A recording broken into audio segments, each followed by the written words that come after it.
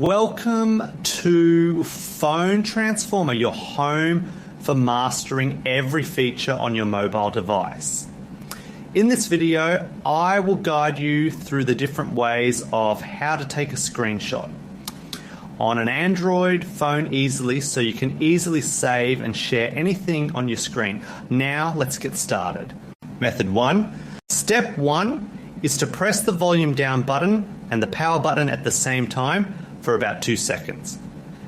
These physical buttons are usually located on the side of your device and provide a quick hardware shortcut to capture your current screen. Step 2 is to wait for the screen animation or shutter noise to confirm the capture. This visual or audio feedback is important because it lets you know that the system has successfully saved the image to your phone's storage. Method 2.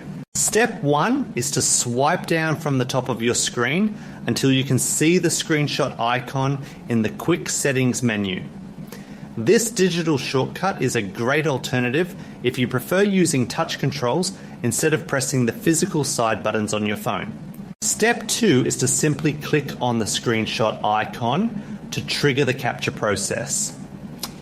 This button is specifically designed to grab a still image of whatever is currently visible behind your notification panel, making it very convenient for one-handed use. Step 3 is to look for the screen animation to confirm the screenshot is captured.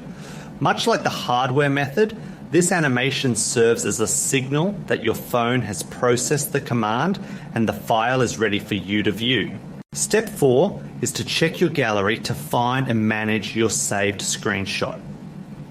Your gallery app automatically categorizes these images into a specific folder, allowing you to edit, crop, or share your captured screen with others whenever you need to. Thanks for watching, and please subscribe to the channel for more helpful tips.